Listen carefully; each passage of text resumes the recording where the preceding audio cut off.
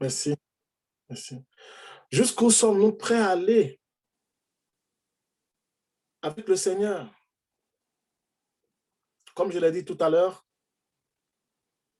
le monde entier va célébrer la mort et la résurrection de notre Seigneur Jésus-Christ en vue du salut qu'il nous a accordé. C'est pour nous que Christ s'est livré. Mais c'est aussi une invitation.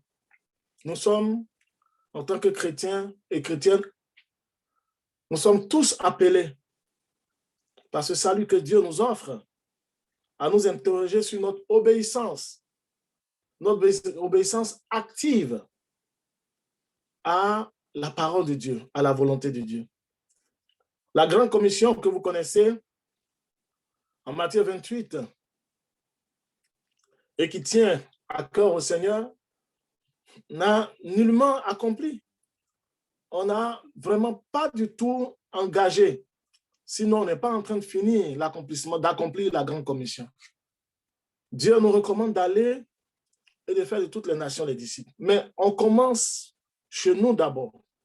Je sais qu'à la veille de la Pâque, il y en a plusieurs. Certains font des carêmes ou des jeûnes, d'autres font des pèlerinages, d'autres posent des actes, de bonnes actions pour pouvoir exprimer leur reconnaissance. En tout cas, ce qu'ils font est tout à fait louable. Mais dans toutes ces choses, quelle part, quelle place laissons-nous à notre Seigneur Jésus-Christ? En quoi est-ce que Jésus-Christ est-il Seigneur de ma vie? Reprenons l'apôtre Paul. Ici, dans le livre de Romains, chapitre 14, à partir du verset 7 et 8. Romains, chapitre 14, à partir du verset 7.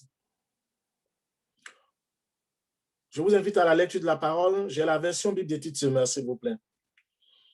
Aucun de nous ne vit pour lui-même et aucun ne meurt pour lui-même.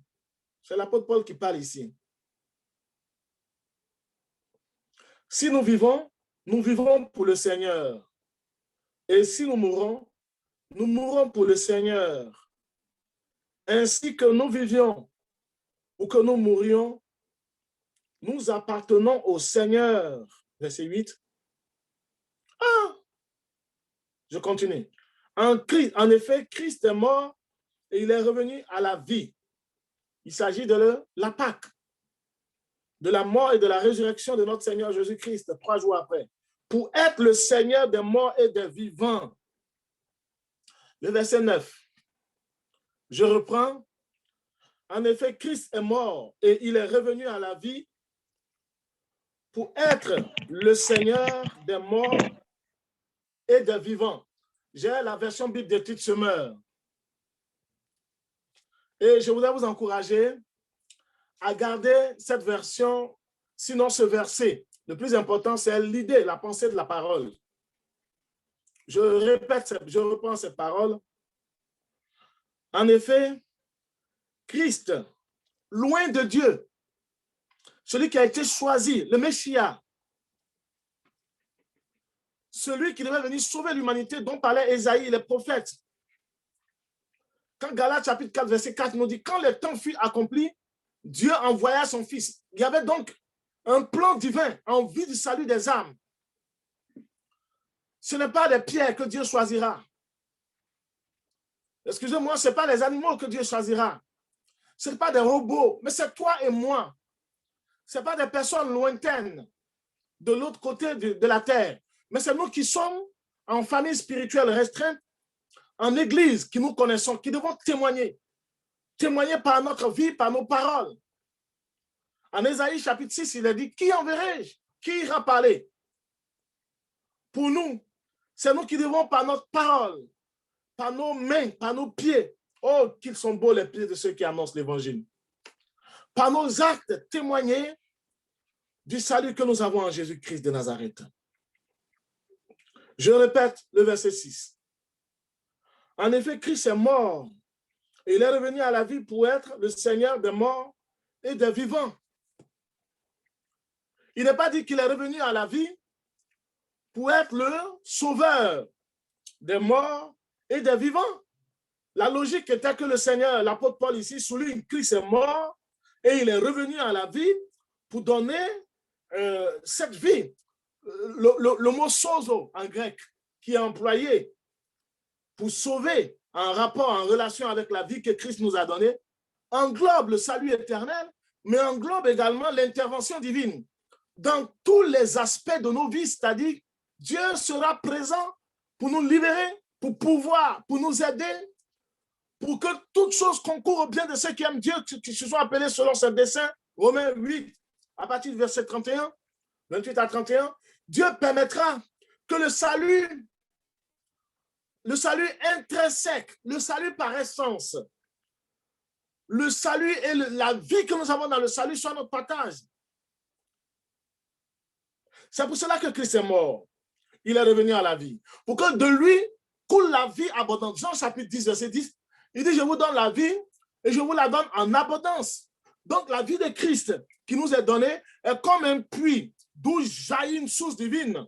Il a même dit à la femme samaritaine, lors de leur dialogue, il a dit que les sources d'eau vive jailliront de ceux qui vont croire en moi, qui seront en moi. Des sources d'eau vive jailliront de leurs seins. Donc la vie de Christ nous sera communiquée. C'est une logique indéniable, inéluctable. C'est une conséquence directe du salut de Christ, de la résurrection et de la vie de Christ qui commence à luire. Notre sœur Ndaye parlait du beau soleil ce matin. Mais nous avons un soleil radieux dans nos cœurs. Alléluia. Un soleil de paix dans notre cœur. Nous avons un soleil de vie dans notre cœur. Et ce soleil éloigne les ténèbres. Le soleil dont nous parlons, c'est ce soleil qu'a annoncé Ésaïe. C'est ce soleil qu'a annoncé Jérémie. Il dit que Dieu viendra conclure une nouvelle alliance. Une alliance de cœur où les blessures, où les meurtrissures seront guéries, comme dit Ésaïe 53.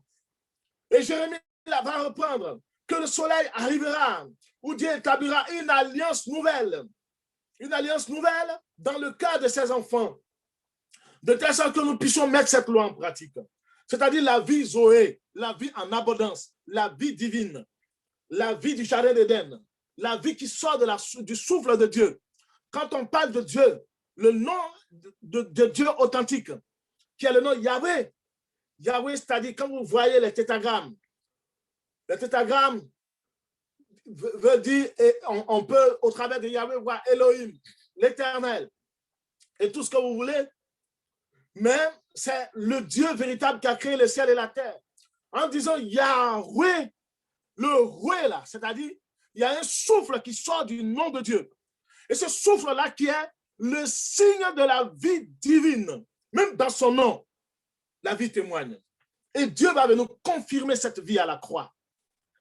Il est mort, alléluia, pour prêcher la vie aux vivants, et sceller l'alliance de la vie, pour prêcher la vie aux morts, mais sceller l'alliance de la vie aux vivants. Christ est la vie par excellence. Mais ce qui est mystérieux que je trouve formidable, c'est que l'apôtre Paul a choisi, au lieu de dire en effet Christ est mort, il est revenu à la vie, dans Romains chapitre 14, verset 9, version Bible des titres semaines, pour être la source de vie, pour être le sauveur des morts et des vivants, il dit qu'il est revenu à la vie pour être le Seigneur. Pour être le Seigneur des vivants. Si nous ne comprenons pas la seigneurie de Jésus, c'est que nous n'avons pas saisi l'essentiel de la vie que nous avons en Christ. Nous n'avons pas saisi l'essentiel de la vie que nous avons en Christ.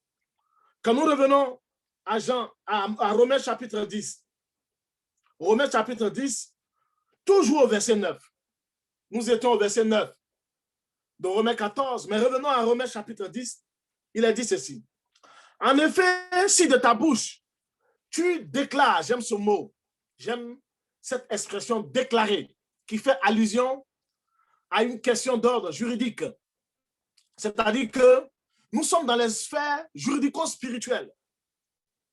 Et quand Dieu dit une parole là, dans cette atmosphère, nul ne peut contester ce que Dieu a dit en ta faveur, en notre faveur, en ma faveur. Même que 1000 tombent à notre gauche, 10 000 à notre droite, même touché, Dieu nous relèvera au nom de Jésus. Abattu, fatigué, épuisé, Dieu nous donnera la force. Pour la circonstance, au nom de Jésus. Même quand nous sommes surpassés, submergés, quand nous sommes surmenés, débordés, angoissés, sous pression, ou même quand tu es déprimé, nous sommes déprimés, dépressifs. Ça peut arriver. Élie a été dépressif pendant une bonne période, pendant que tous les prophètes mouraient et que Akab était en train de semer la zizanie, le désordre. Même si nous subissons des choses les plus difficiles, mes frères et sœurs, même si nous sommes terrorisés, je suis en train de vous parler de la déclaration divine qui a été faite en Jésus-Christ de Nazareth. Et nous allons célébrer cette déclaration. Il dit, Père, pardonne-leur. J'anticipe un peu la prédication de la croix. Et l'œuvre salvatrice de Christ à la croix, lorsqu'il nous a sauvés il y a 2000 ans, ce salut est valable, est intemporel. Il est au-dessus du temps, au-delà du temps. On ne peut pas le compter. Ce salut est éternel. Alléluia. Il nous a sauvés, c'est valable pour nous, mais son salut à la croix va l'amener sous la terre. Et la Bible dit qu'il a été la vie, il a donné la vie à ceux qui sont morts. Ils ont accepté Jésus. C'est la raison pour laquelle le jour où Christ a rendu l'âme à la croix, vous allez voir que plus de 500 morts, ceux qui sont morts dans l'espoir d'attendre le Messie, de voir le Messie, sont revenus à la vie. Il est bien dit que les tombes se sont ouvertes. Les tombes, la terre, les briques. Imaginez-vous les roches qui fermaient les tombes. Il y a une puissance qui vient du ciel et qui les brise. Et les roches s'ouvrent, les tombes s'ouvrent. Et les morts qui étaient liés vont être déliés, détachés. Il n'y avait personne dans les cimetières pour aller détacher ces personnes. Et Dieu ne pense pas qu'ils étaient forcément côte à côte. Chacun avait sa tombe, imaginez-vous. Représentez-vous un peu l'histoire qui s'était passée. Chaque famille a sa tombe. Et les tombes sont dans les champs souvent, quelquefois. Sont dans les propriétés privées. Et dans chaque propriété privée, les mêmes faits se produisaient. Oh, Dieu de résurrection. La Bible dit que notre Dieu, notre Seigneur, est le prémisse des ressuscités. C'est ce Dieu-là. Lorsqu'il va communiquer la vie, avant même de rentrer dans la tombe, la Bible dit ceux qui étaient morts en Christ, ils sont revenus à la vie. Dieu en parle dans les évangiles, dans la parole de Dieu. Ils sont ressuscités. Les morts qui sont morts, d'autres sont devenus, d'autres, excusez-moi, dit-elle, le corps a pourri. La terre, les termites ont touché des corps. Donc vous allez me dire que la protection était telle que, avec la chaleur, ils ne pouvaient pas être totalement décomposés. Mais en tout cas, ils ont été touchés. Même s'ils sont décomposés, disparaissent là, Dieu est capable de les ramener. Il donne la vie aux morts. Alléluia. Il appelle à l'existence qui n'existe pas comme si elles étaient. C'est ce qu'il a dit à Abraham. Pas le bien d'Abraham. Et tous ceux-là vont revenir à la vie. Qu'est-ce qui est difficile dans ta vie que Dieu ne peut pas toucher? Qu'est-ce qui est pénible dans ta vie que Dieu ne peut pas toucher? Quelquefois, on est abattu, on est des hommes, c'est normal. N'ayons pas honte de nos sentiments de faiblesse. L'apôtre Paul va dire, c'est dans mes faiblesses que je suis fort. Si tu n'as pas de faiblesse, c'est que tu n'es pas fort en Christ. Mais il faut d'abord avoir ces faiblesses en tant qu'homme. Et nous allons en Christ et nous sommes forts en Christ. Notre force se trouve dans la victoire, dans la force que Christ nous donne. Il va donc communiquer la vie à ceux qui sont morts. Il va donner la victoire de la vie éternelle. Et par ricochet à ceux qui sont vivants. Revenons donc à Romains chapitre 10, verset 9. En effet, si de ta bouche tu déclares, le Seigneur l'a déclaré, il a manifesté. Il y a eu des preuves tangibles, des résurrections, des centaines, plus de 500 résurrections de morts. Et j'imagine en Israël ce jour-là. Les gens qui sont morts, on a enterré, on les a oubliés même. Et puis ils commencent à rentrer dans la ville. Imaginez-vous le scénario. Imaginez-vous, les gens vont commencer à courir. D'autres, par la foi, vont aller saisir les morts qui sont revenus à la vie. En tout cas, frères et sœurs, imaginez-vous un dimanche à l'église. on est en plein culte et puis on a entendu parler d'un mort quelque part ou de plusieurs morts chrétiens et ils se lèvent et viennent nous trouver. Oh, les frères et sœurs, on vient se réjouir avec vous. On va se croire dans un film d'horreur. On va fuir. Je vous assure qu'il y a des frères, le pasteur même risque de fuir le premier. Jésus, c'est bon. C'est la raison pour laquelle il faut connaître la parole. Et je vous assure qu'il y a des gens qui étaient heureux de voir les morts sortir. Parce que lorsque le mort est sorti, il ne sent plus. Il n'a plus l'odeur nauséabonde. Mais il a l'odeur du Saint-Esprit qui sent comme du parfum. Je vous assure que le Saint-Esprit souvent sent comme du parfum. Il y a une fois, on faisait un programme de prière intense et la puissance de Dieu est descendue. Les gens étaient guéris, touchés. Et il y avait un parfum qui envahissait tout le lieu. J'ai dit, mais j'ai demandé qui a versé son parfum dans l'air. On dit personne. Et tout le monde a commencé à tomber. Tout le monde respirait la même odeur. Le Saint-Esprit a répandu son odeur. Nous, l'apôtre Paul dit que nous devons avoir un parfum de bonne odeur. Le Saint-Esprit le fait. Et je vous assure que ces personnes-là, sûrement, étaient embobées de la gloire de Dieu, de l'odeur de Dieu, donc de la résurrection. Qu'est-ce que Jésus ne peut pas toucher? Parce que Jésus l'a déclaré. Qu'est-ce qui est mort dans ta vie ce matin? Qu'est-ce qui est en souffrance dans ta vie ce matin? Quelles difficultés physiques, émotionnelles, psychologiques? Oh, je ne peux pas les compter. Difficultés relationnelles, difficultés financières. Moi-même qui vous presse quelquefois, je fais face à des défis et puis je dis, oh Seigneur, oh Seigneur. Mais après, il y a une force qui rentre en moi. Cette force-là vient du ciel, de la déclaration. Jésus l'a déclaré. Retiens ce mot ce matin. Romains chapitre 10, verset 9. Dit, Jésus a déclaré. Jésus a déclaré. Jésus a déclaré. Jésus a déclaré. Jésus a déclaré. Jésus a déclaré. Jésus a déclaré la vie Zoé. Amen. Il a déclaré que Jésus-Christ est le Seigneur. Il dit, en effet, si de ta bouche, tu déclares que Jésus-Christ est Seigneur, et si dans ton cœur, tu crois que Dieu l'a ressuscité, tu seras sauvé. Voilà. Premièrement, il faut déclarer que Jésus est Seigneur. Romains chapitre 9. Romains chapitre 14, verset 9. En effet, Christ est mort et il est revenu à la vie pour être le Seigneur des morts et des vivants. On doit terminer notre culte à midi. Je n'aurai pas le temps de développer les différents aspects que je voudrais vous amener à comprendre. Mais est-ce que vous savez ce qu'on appelle un Seigneur? Vous le savez tous, il n'y a pas lieu de définir. Le mot Seigneur, selon l'étymologie grecque ou l'étymologie latine, je ne vais pas aller dans ce sens. Vous pouvez visiter vos dictionnaires, Robert, que je viens d'utiliser, Larousse ou d'autres dictionnaires. Mais le mot utilisé pour signifier Seigneur ici, je dis, le Seigneur, l'apôtre Paul parle de Seigneur et non de sauveur des morts et des vivants. Pourquoi, premièrement, il parle de Seigneur? En Romains chapitre 10, verset 9, il est dit, si tu confesses, tu déclares de ta bouche Jésus-Christ comme Seigneur, pourquoi est-ce qu'il n'a pas mis l'accent sur sauveur? Parce que dans la culture, au 1er siècle, les chrétiens étaient persécutés. Parce que dans l'Empire romain, en fait, à leur temps, l'Empire romain commandait, ordonnait à tous les citoyens de confesser César comme Seigneur. Donc, il y avait cette parole. César est Seigneur, César est Seigneur. On doit le dire. Quelquefois, dans les grands rassemblements, tout le monde doit le dire. César est Seigneur, César est Seigneur.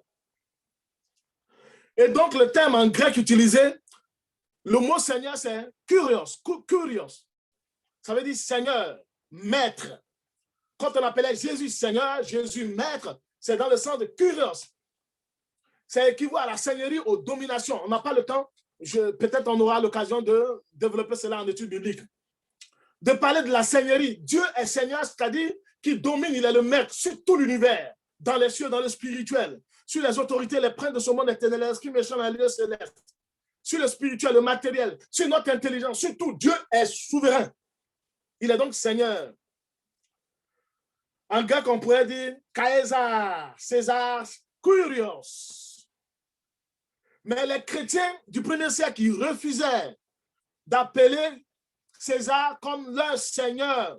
Ce n'est pas par rébellion, l'apôtre Paul. L'apôtre Paul. Et avant l'apôtre Paul, tous les autres vont, Jésus même va dire donner à César ce qui est à César. Donc, il n'était pas contre César. Mais cela César et tous ceux qui gouvernaient voulaient les amener à renier Jésus. Vous savez ce qui va se passer, ce qui s'ensuit?